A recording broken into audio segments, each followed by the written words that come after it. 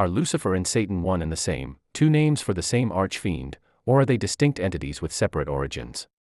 This question has fascinated theologians, historians, and storytellers for centuries. To truly understand their relationship, we must trace their independent journeys through different religious canons and cultural shifts. The name Lucifer is a Latin transliteration meaning light-bringer or morning star.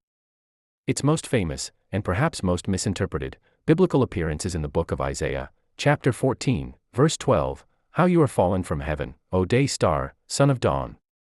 Crucially, this passage was originally aimed as a sarcastic political allegory against the prideful king of Babylon, using the imagery of a bright star, the king, falling from the heavens. It was not, initially, about the devil. It was only through later Hellenistic and early Christian interpretations that this figure, full of pride and striving for God's throne, became retroactively identified as the fallen angel, solidifying the narrative of the celestial rebel. This narrative paints Lucifer as a figure of breathtaking beauty and immense power, whose downfall was primarily a result of hubris and free will. Satan, on the other hand, originates from the Hebrew word Satan, which is not a proper name but a common noun meaning adversary, opposer, or accuser. In the Hebrew Bible, or Old Testament, Ha-Satan, literally the Satan, often appears as a functionary in God's court. He is a celestial prosecutor, a member of the divine council who acts to test or challenge the moral integrity of humanity. A prime example is the book of Job, where Satan is not inherently evil, but rather acts with God's permission to challenge Job's faith. This figure serves a crucial, though adversarial, role within the cosmic order. It is an agent of God, not necessarily his ultimate enemy.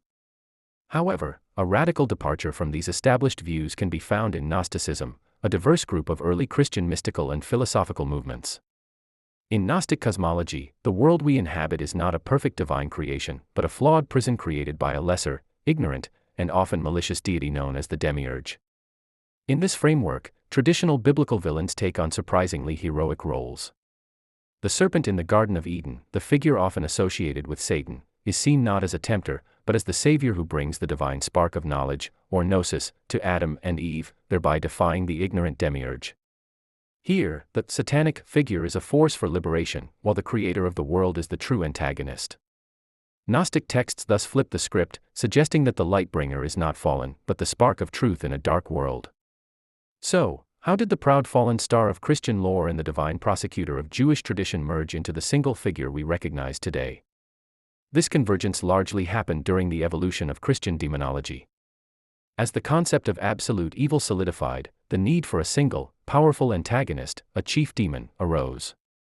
The narratives and names were fused. The proud, fallen beauty of the Isaiah passage, Lucifer, provided the origin story, while the function of testing and opposing, Satan, provided the role on earth. The imagery of the serpent in Eden and the dragon of Revelation were also folded into this consolidated figure, creating the complex, multifaceted depiction of the devil, or Satan, that dominates Western culture today.